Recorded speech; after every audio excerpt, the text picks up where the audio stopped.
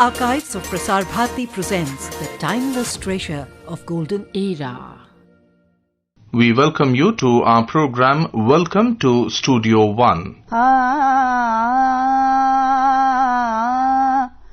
कहाँ तो तय था चरागा हर एक घर के लिए कहाँ चिराग मयसर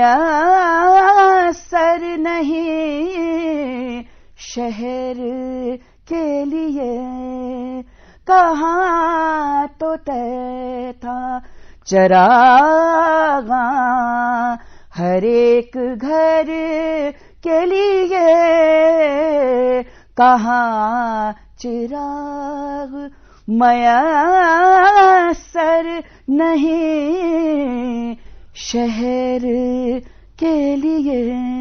Interview and question answer session with noted Indian classical exponent and folk artist Shubha Mudgal. She is in conversation with Suneet Tandon. The conversation will be followed by a question answer session with the invited audience. It's a very great pleasure indeed to welcome a very special guest to Studio One, somebody whose voice I think millions and millions of us have admired, who's been a path breaker in many ways in music.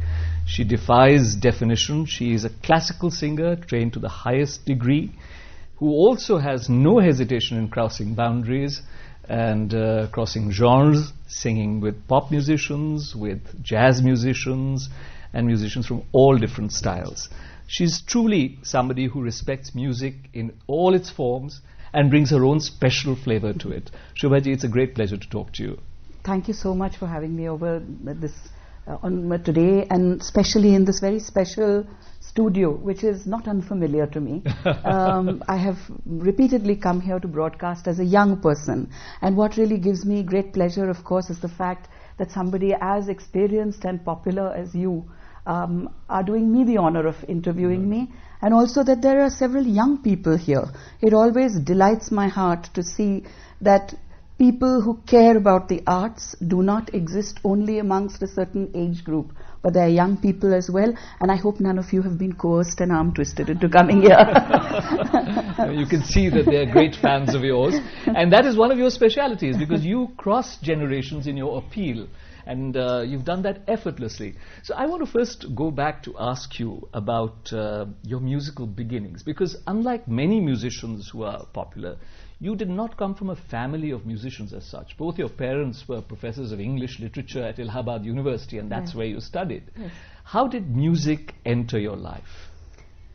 It is true that I don't come from a family of hereditary musicians, but I come from a family of hereditary music lovers. And I think that really makes the big difference. Though my parents were academicians, were teaching at the Allahabad University, I cannot remember a time while I was growing up in Allahabad when the arts were not a part of our lives and an integral part of our lives.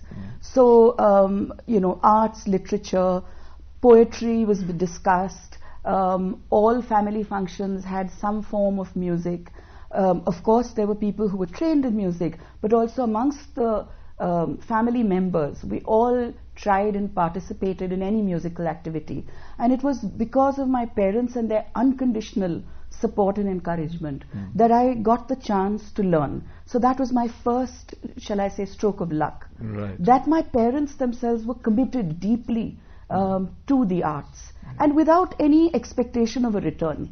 So when we learnt, my sister, I say we because my sister, my sibling, who's younger by 3 years, and whose name is more musical than mine, she's called Ragini.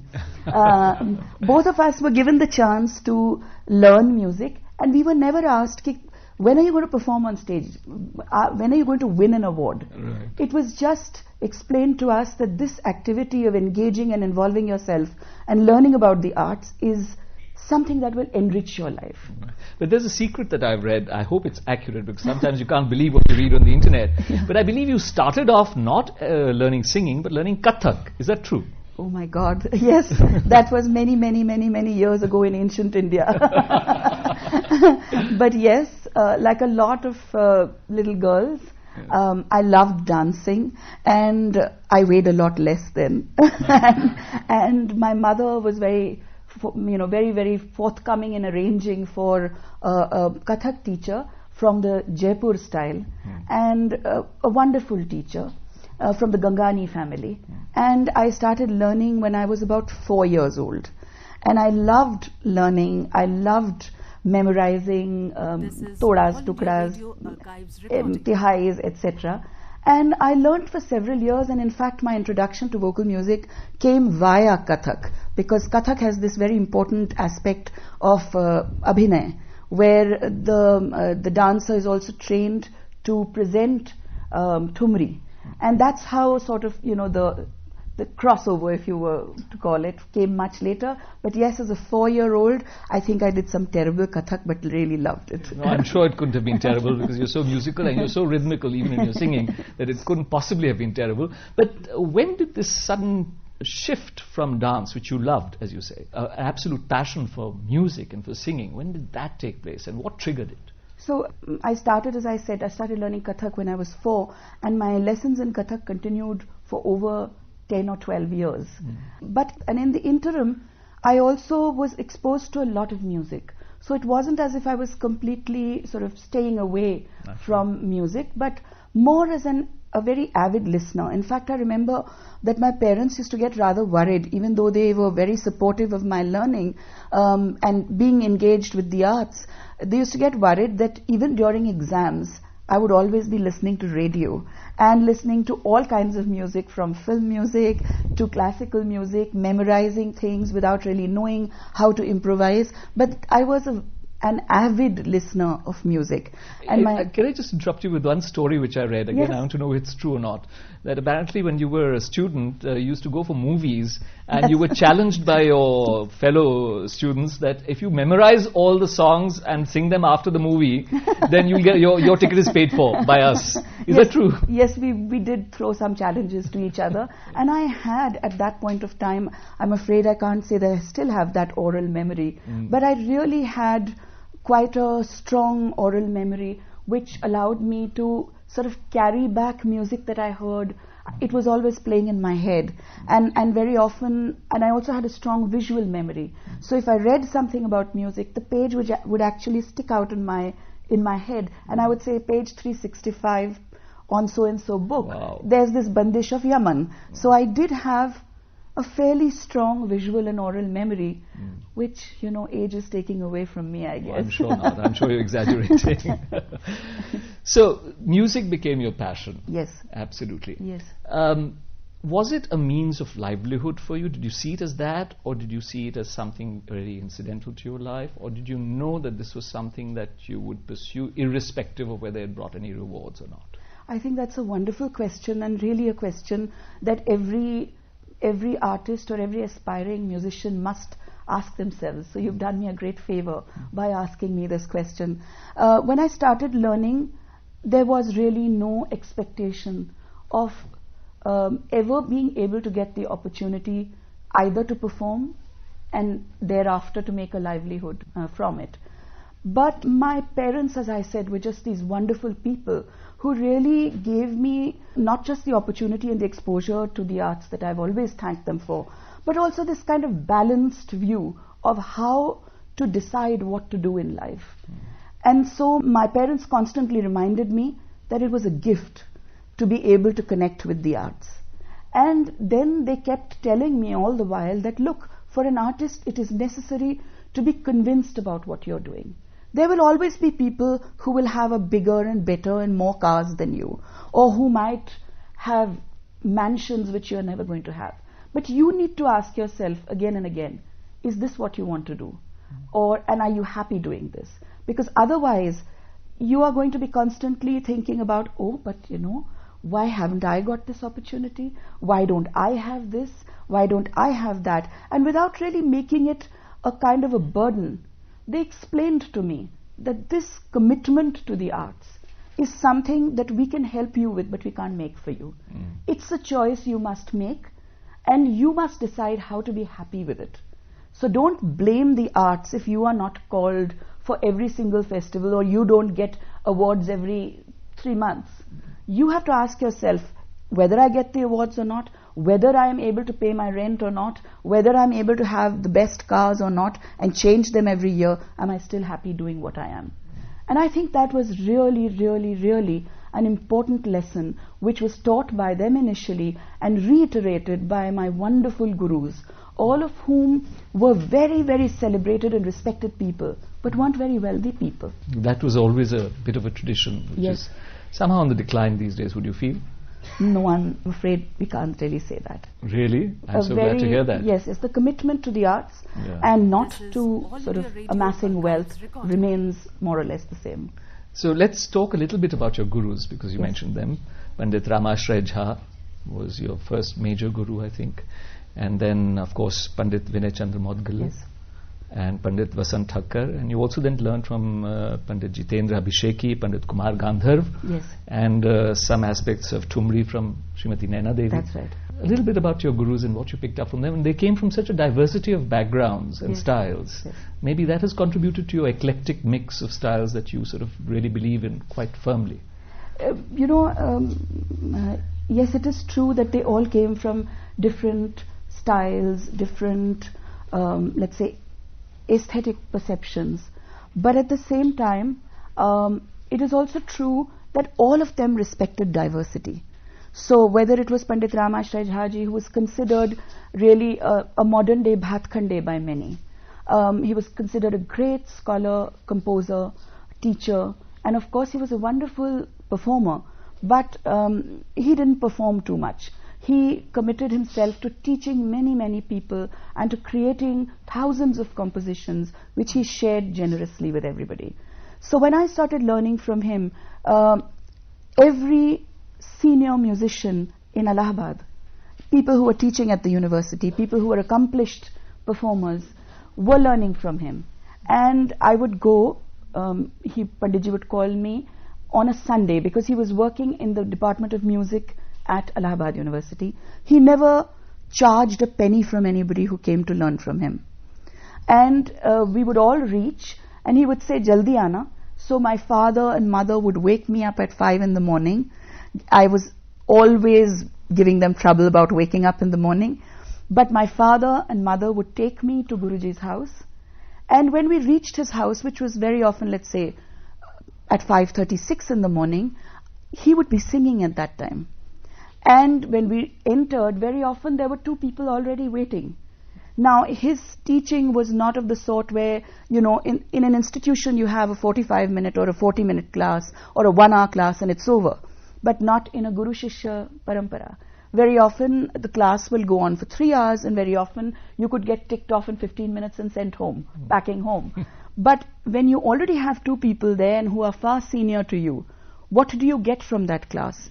You get the unique opportunity of hearing your guru teach another senior person. And of course, like many young people, I was impatient.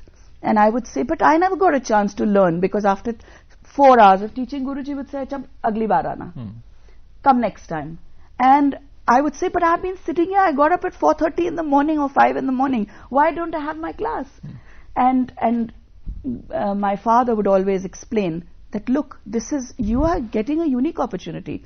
Which student gets the chance of hearing the talim being given to another great artist? You should thank your lucky stars that you have been permitted to sit there.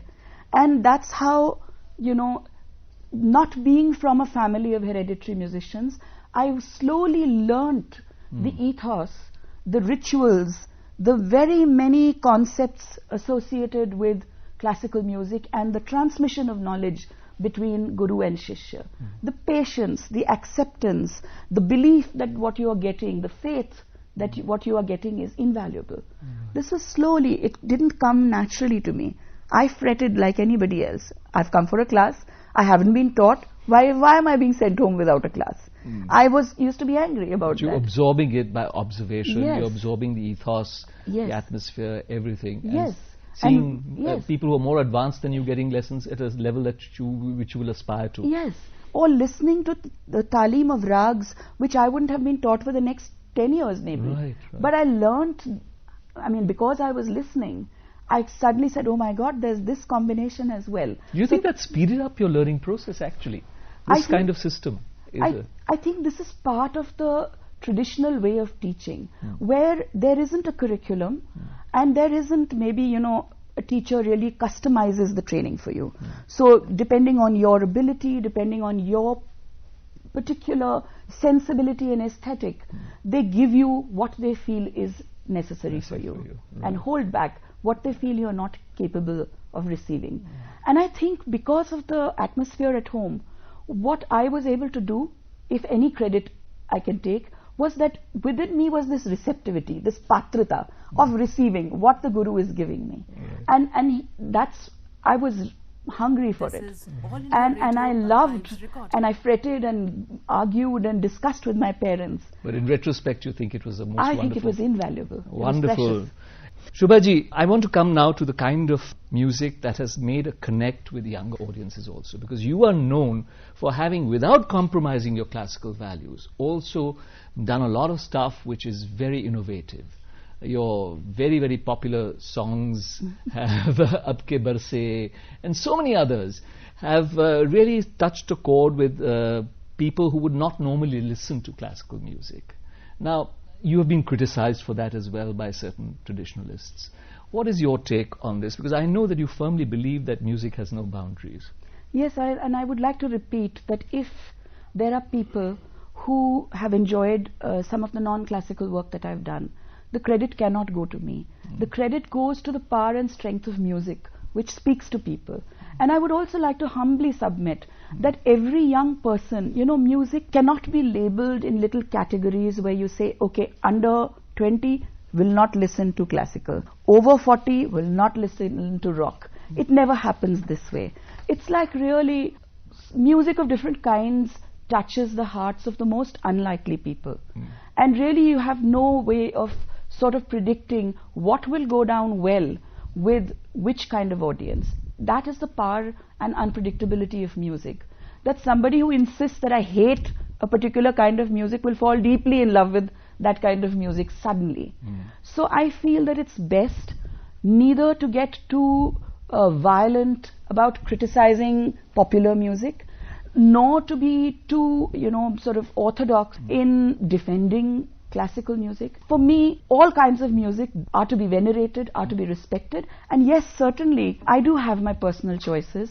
I will keep certain kinds of music out of my list, my playlist on my iPod. Which are those? Now you have to name them. I'm going to put you on the hot seat. First ask me, what are the ones that I will have? We'll ask you that definitely, and I'm going to ask you your personal favorites. But what are the kinds that you keep off your iPod list? Well, if I'm unfamiliar with something, totally unfamiliar, I won't know how to look for it. So fortunately, that gap is being bridged.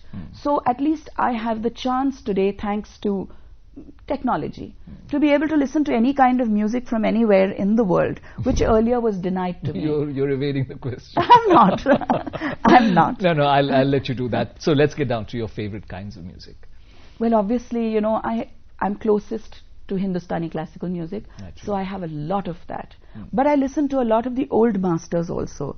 So although I'm very fond of technology, I want to I keep bothering all my audiophile friends and experts to tell me about the latest kind of players, about the latest kind of headphones, which will give me the best experience.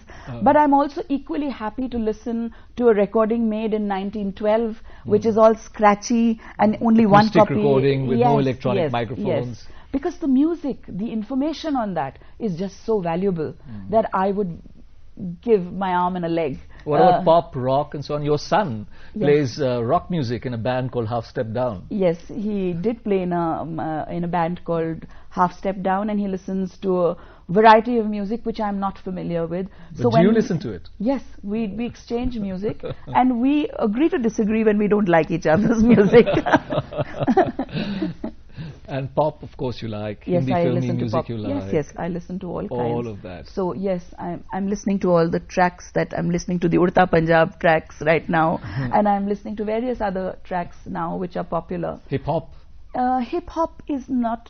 I mean, I listen. I never sort of reject any music completely, but that's not something that I identify with. Right. Very But if you were asked to do a fusion album with a hip hop artist, would you be open to that? I don't think I can say yes or no right now, because I think a collaboration really needs a period of research and development, where if you are comfortable with the collaboration, then I would be happy to share it with people. In fact, at one point of time I didn't know too much about electronic music, but one of the albums I did about 2 years ago was with 2 Israeli DJs who play electronic music. And that was wonderful. No strangers here. Exactly. And interestingly, they call themselves business class refugees. And their names, Patrick and Yotam, but because a lot of people in India mispronounce their names, they call themselves Karthik and Gautam. But it was great fun working with them. It was a lot of Kabir verses in that album. Yes, that's right. It was very, very nice indeed. I'm delighted you heard it. I've heard bits of it. Very lush kind of orchestration. Yes, very beautiful. You did rock and roll. Abke Barse is pure rock and roll beat in the old 50s, 60s style. I'm Rajiv. I work in All India Radio. You mentioned Dushyant Kumar's ghazal, Kahin to teh tha charaga har ek ghar ke liye. So that set me thinking. There is this movement in West, in many parts of the world, where music is used as a catalyst for socio-economic change also, as a part of the movement. In India, comparatively, this has not been there so much. Do you also believe in music for a cause? And if so, how you contribute to that? Well, you know, I have been very lucky that a lot of people, friends, and artist colleagues as well, have been part of several movements. Some of these movements are not very popular now, but for years, for example, I've been part of Sehmat and Anhad. And I sang many concerts, many performances where I was actually encouraged by my artist friends to look at poetry which suggested resistance, which suggested protest. And this is a very valuable part of my extended repertoire. I don't get too many opportunities to perform it, but I'm very fortunate, I feel, that whether I sing Dushyant ji or whether I sing Sahir Ludhianvi ji, when I say Aao ki koi khab bune kal ke vaste, or when I sing Majroo Sahab and say Jala ke mishale jaan hum junu sifat chale jo ghar ko aag lagaye hamare saath chale. So I think these are very valuable parts of my repertoire, despite the fact that no company will record these pieces, nowhere will there be actual big concerts which are advertised, and yet I cherish these parts of my repertoire as well. My name is Rumi Malik. I want to ask you, how do you take care of your voice? Is there any secret kadha that you drink? Any breathing exercises that you do? Please do tell us something, because people have things like cinnamon and mulay tea or licorice. And also, what is your riyaz regime? These are the two questions I wanted to ask. I think these are very pertinent questions. Thank you. Shukriya. So initially, my riyaz was determined by my gurus, who told me how to do riyaz. And very often in the beginning, the riyaz was actually monitored. So how to do riyaz was also, I would be made to sit there with Guruji sitting there and telling me, hey, ye karo, ye nahi karo, you know. And then at a certain point, it's like you actually teach somebody to walk. You first help them, the little children, and then once they're able to walk on their own, you set them free. So similarly, my riyaz, like most students of Hindustani classical music, was monitored by my gurus initially.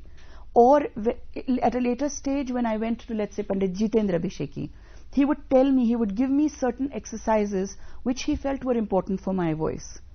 But how much riyaz to do and when to do it, for example, now, unfortunately, my gurus are not there any longer, but they gave me this ability and this understanding of being able to, you know, this is not just about saying I did 6 hours of riyaz.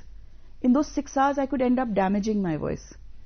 So I have to be careful and hear my voice very honestly every single day and say that it's sounding tired now. I need to stop right now and maybe come back to my riyaz an hour later. Like most people, I have my little favorites, you know, for keeping my vocal cords healthy. But yes, it is a matter of concern, particularly for an artist like me who is living in a city where pollution is a big problem. I also travel to cities where pollution is a big problem. And these extremes of weather are also difficult for my voice. So I have to take care of it. One very important thing is to be singing every day, if possible. Every day without fail. And to be having the space to think about music also. Not just pehlwani, not just the singing again and again, but also to be able to think about music in a leisurely way. It makes sure that you're not getting mechanical about your work. But I do various things. For example, I do a sinus rinse, which could be called Jalneti. Yes, I try and do that because I have a problem with sinusitis. I do try and avoid having very cold stuff, although a lot of people feel that that's just something in your mind. But I think it's these small sort of just taking care that that you're sort of eating healthy and sort of taking care of your voice. I think those are just little things that I do, like so many other singers. No special kadas or mulethi and licorice or anything like yes, that? Yes, the kadas. I have this wonderful lady who has cooked for me for many years, who makes this fiery kada of pepper and dalchini and ginger and tulsi, and it sets my throat on fire, absolutely. And I have tears streaming down my face. But she has, for years, Kanchan Bisht has really looked after me and given me this kada and this magic potion, which I keep using occasionally. Now we know the secret of the fiery voice. Shubhaji, I want to come now to the kind of music that has made a connect with younger audiences also, because you are known for having, without compromising your classical values, also done a lot of stuff which is very innovative. Your very, very popular songs. That was an album that I did. I get all the credit for it, but actually the credit must go to the composer, whose name is Shantanu Moitra, and to the lyricist, whose name is Prasoon Joshi. So we were doing an album together, and I had rehearsed and recorded all the other songs but for this one. And I kept asking Shantanu, please tell me what is the last song. I mean, I need some time to internalize it, to learn it, and then be able to record it. He said, ho jayega, sort of just brushing it past.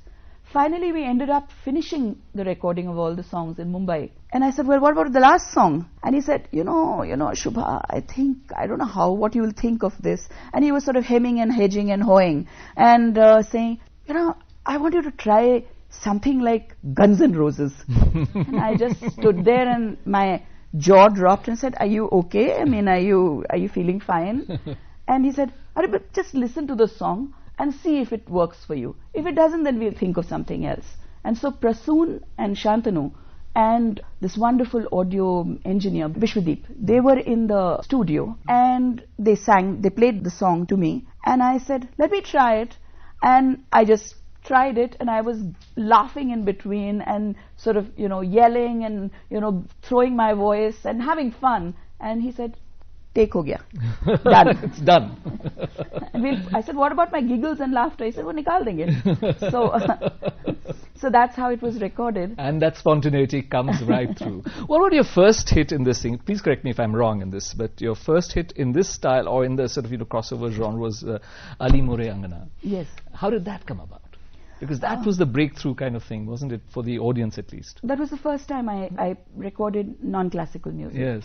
And that was right here in Delhi. There is a producer and a composer called Jawahar Vatal. Of course. Who used to work with a lot of very, very eminent people doing indie pop. So he recorded a lot of music with Daler Mehndi, yes, with Baba Sehgal, with right, Shan and Sagarika, yes, and many other artists who were already very well known in the world of indie pop. And I had gone to Jawahar's studio in Hauz Khas in Delhi to record an album of Malhars. And while I was recording, I saw in the control room Jawahar waving to me and putting on the talkback in between two takes and said, will you have tea with me after you finish recording? And I said, yes, sure. I went to his office, which was in the same building, and he said, I was wondering whether you'd think of recording some songs which are based on a little bit of, not really rag music, but I'll take some phrases from rags, and I'd like to try and see if we can put together an album, but along with acoustic instruments, I'd also like to put in drums and guitars. So I confessed to him that I had no idea how this was done. All I knew was to come into a studio, tune tanpuras and sit down with everybody and record. And he said, I'll manage everything so that you're comfortable. If you're not comfortable, we'll abandon it. And that's how we recorded Ali More Angna. I was very unfamiliar with multi-track recording. I was very unfamiliar with wearing headphones and dubbing. And I kept wondering, what on earth, why am I singing without any musicians here with me? And that always made me feel a little disoriented. Yes. But I have to say that Jawahar and the arrangements for him were done by another very wonderful musician, Ravi Pawar. Both of them were extremely patient, extremely considerate, and spent a lot of time making me feel comfortable. And that's how we started recording, and that's how that album emerged. Wonderful. And then it became a great hit in all the discos. People are still dancing to it. Yes, indeed. You've done film music as well. In fact, I don't know if many people know this, but you've received a Golden Plaque Award for Special Achievement in Music at the 34th Chicago International Film Festival. Yes. You've done a lot of film music also. You've done for Meera Nair's Kama Sutra, for Dance of the Wind by Rajan Khosa, many other films as well. And soundtrack, not just the playback singing, but also the music. The music I've only done for a very few films. That's right. And only one. And you got a national film. award for a non-feature film also. Yes, for music. for Amrit Beej. That's right. So I don't know film work at all. But Rajan Khosa's film, Dance of the Wind, which was also called Swar Mandal, was about the world. In a sense, it was about the world of Hindustani classical music and about the music itself giving you the opportunity to find your own voice, as it were. And so it demanded that Thumri, Khayal, etc. be a part of the soundtrack. And that's why Rajan actually worked with me. In fact, a lot of the music, not the score, not the background score, which of course was original, but a lot of the pieces that the artists actually sang. Actually, Kapila Vatsyayanji played a role in that. Yes, I know she acted in that. Yes, and she played a Thumri singer. So I had the unique opportunity of play back for her. No, Shanti Hiranandji did the playback for her. Wow. Yes, and so it was a wonderful experience of selecting the right piece and then editing it to suit the film format. I learnt a lot from that experience, but I have to say that film is not something that I have worked with too much. But you've done quite a lot already. Your filmography at IMDb runs into about 2 pages. So, I mean, she's being very modest when she says that. I want to ask one more question before we go to audience questions, because I know they'll want to ask a lot of questions. And this is regarding your work in actually marketing and selling music also. You set up Underscore Records. Yes. And I think that's a very distinctive venture run by artists, by you and your husband Anish Pradhan, the famous tabla player, and your collaborator in many ways, musically as well as otherwise. Could you tell us something about this Underscore Records and what its philosophy is, and whether it's doing well, and if musicians are coming, more and more musicians are coming onto it or not? So, you know, Anish and I are both students of music. We have no entrepreneurial skills. But for a long time, we have felt rather disturbed by the fact that unfortunately what is known as the music industry in India doesn't really give a chance to different kinds of artists to record what they feel represents them best. So, and for a variety of reasons, I'm not going to criticize them, but really speaking, they feel that what is marketable and saleable and what has buyers is what should be offered. But as you know, India is too diverse a country to ever fall prey to such a tactic. So there are always people, maybe a niche audience, who will listen to different kinds of music. And we felt every place that we traveled to, we would come across young, senior, wise, scholarly musicians, all of whom had these treasures. And when we would say, "Aapki koi recording hai?" they would say, "No, we've never been recorded." Or we are trying to record, but you know, we've gone to so-and-so label, we've gone to so-and-so label, but they say, "No, this doesn't sell." And we thought, what a pity. So one of the other things that I've really been interested in, and I know you're going to find this surprising, but I love technology. And internet technology really took me by surprise, by storm, and I just was amazed at the ease of communication, at the ease of forming communities with like-minded interests. And so for a long time I wanted to use internet technology to really try and see if we can create a platform where artists can self-publish and distribute their work without having to go through the conventional route of going to a label and saying, please meri recording kijiye, or please I would love to record. That makes them vulnerable. That makes them in a position of supplication. Why should an artist have to do that? So let me get this straight. On Underscore, they publish themselves. Artists themselves publish. It's a platform. Yes. They set their own prices. Yes. And they get the bulk of the revenue goes to them. 80% of every sale goes to them. Now, isn't that something great for artists? And they are free to produce what they feel. Of course, we have... They get only 5% or so now from the record companies, right? It can vary. It can vary. That's a question whether your royalty statement reaches you at all or not. At all or not. Yeah.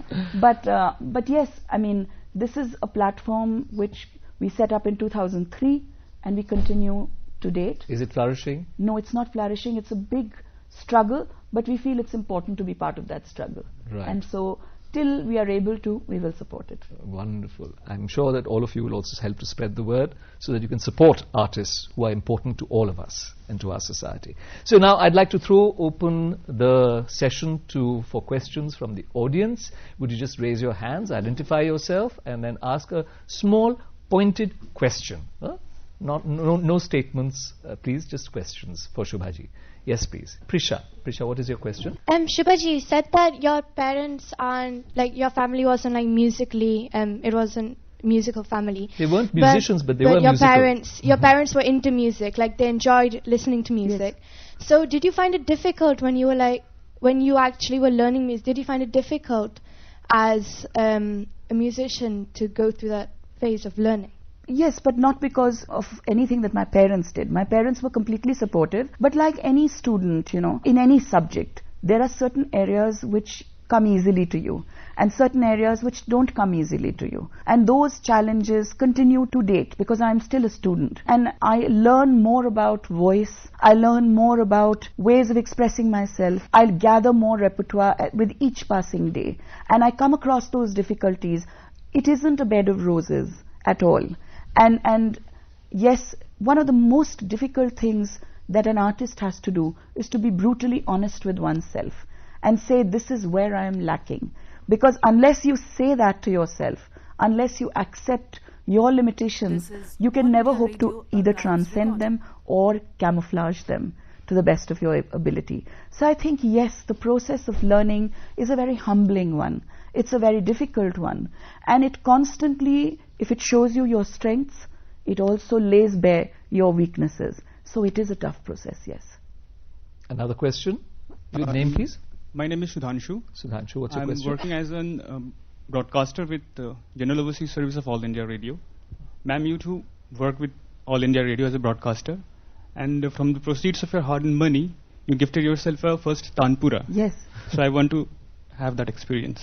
I must have been just in college when there was a requirement for casual announcers on Vivid Bharati at the Allahabad station. And my parents said, why don't you go and try? And I said, yes, sure, I'd like to. And I was selected. And I remember my first day at that station with so many machines, with tapes which I didn't know how to handle. I think I made a huge mess, played the wrong jingles and ads at the wrong time, and possibly would have been dismissed summarily. But I learnt a lot about the use of voice. And as you have rightly read somewhere, that I used to get a check occasionally of about 500 rupees. And at that time, my first Miraj Tanpura, selected and ordered by my guru, came from what I earned from my work as a casual announcer. I think we should give a big cheer to All India Radio for having financed the first Tanpura of Shubha Mudgal. Any other questions? My name is Amar. All of us, I'm sure, are aware of your connect with music and a little bit of Kathak. But had it not been music or Kathak, what would have been your plan B in life? One, I don't have a plan B, but I can share with you that when I was very young, I wanted to be a vet. I wanted to treat animals. And I still have a great fondness for animals, but I don't think I would have been a good vet. I would have ended up singing to them more often than actually treating them. Which reminds me of a story I read about 2 Dalmatians you had. Yes. And that some of them used to join you in singing. Yes, yes, one of them still does. Yes. And I have to pay him a fee, of course. It's a biscuit. And then he sings. He sings for you. Wow, wonderful is that. Singing Dalmatians. Any questions? Yeah. Yes, please. Your name? My name is Neha.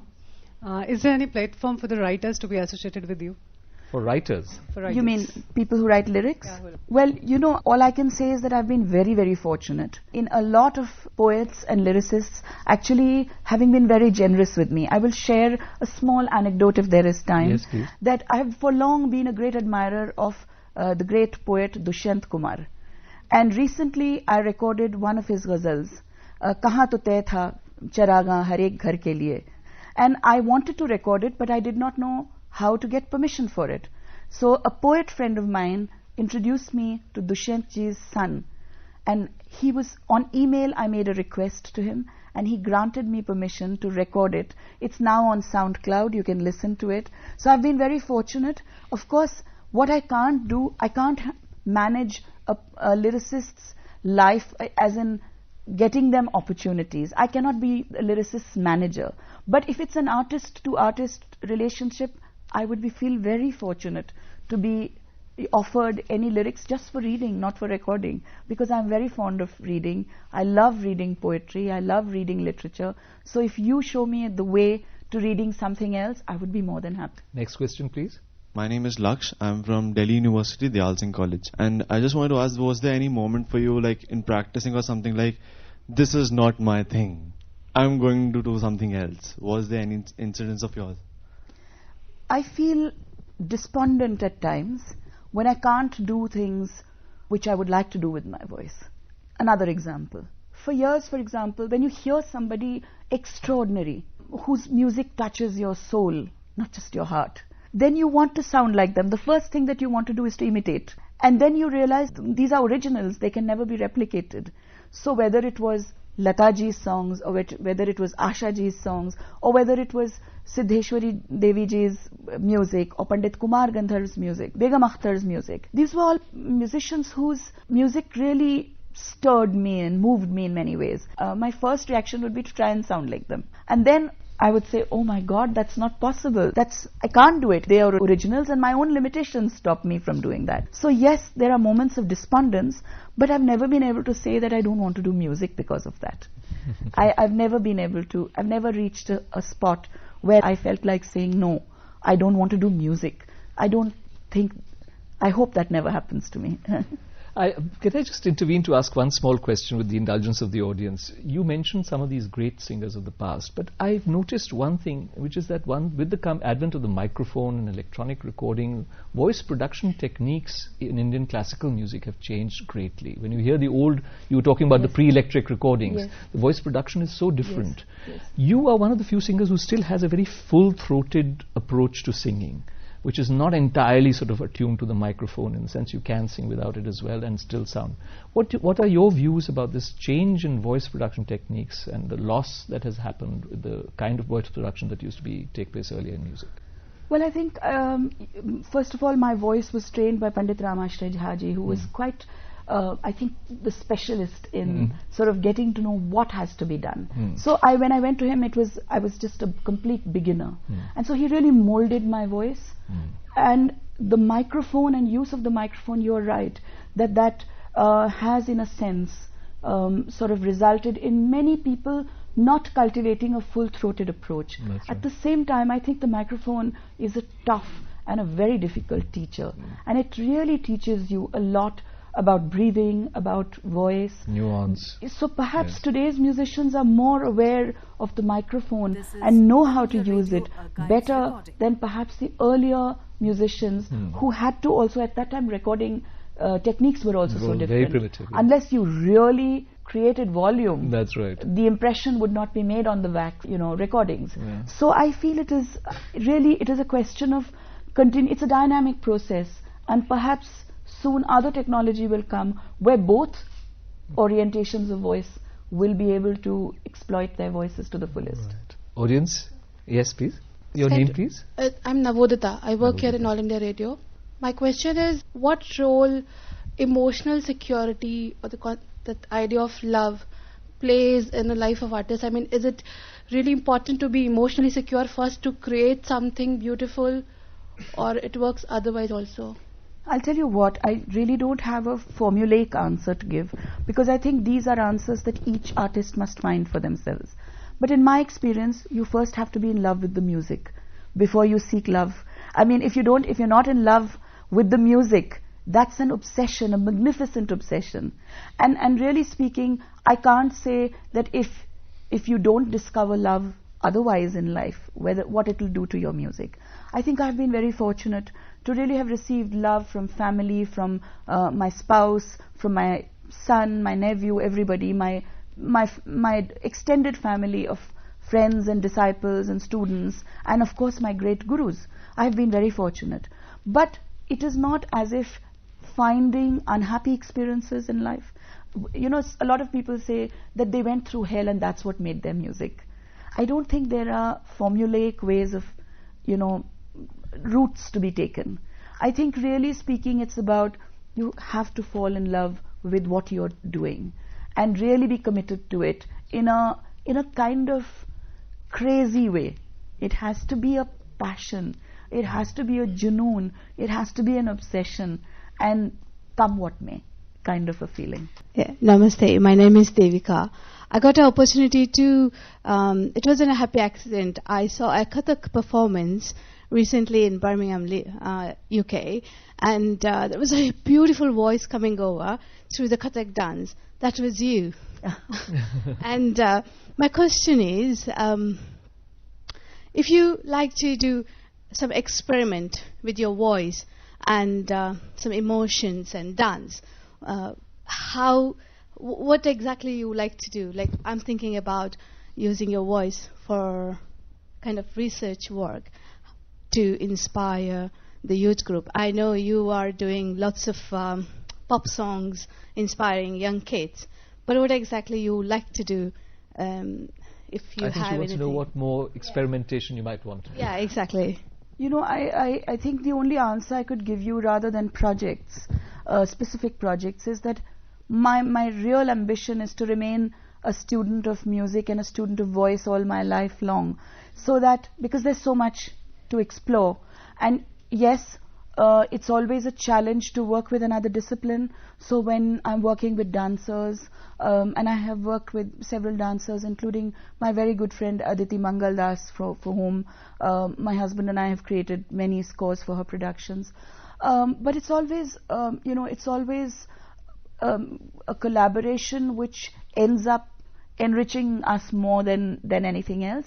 And I think that because you work with a specialist in another discipline, that whole idea of learning from their experience, of also being able to step back and letting what they do become the guiding factor for your work, and that teamwork. Because remember, studying your voice is a lonely process.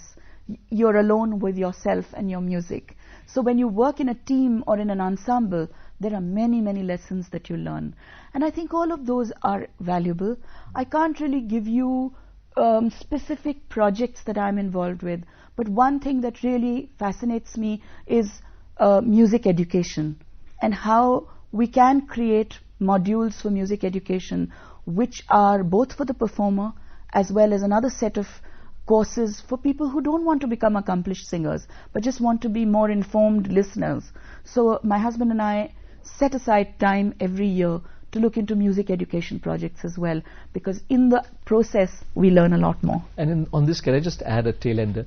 Do you carry on this Guru Shishya Parampara of which you are such a ardent devotee? Yes. In the same way that your gurus have taught you? Yes. We don't have a This is All Gurukul. India Radio Our homes are our Gurukul. That's right. They are very modest spaces. We don't have huge institutions. We have not made those. But our doors are open for our students. And in the spirit in which we learnt, we try and also impart what we know in the same way. That's wonderful to hear. To sing at least one phrase.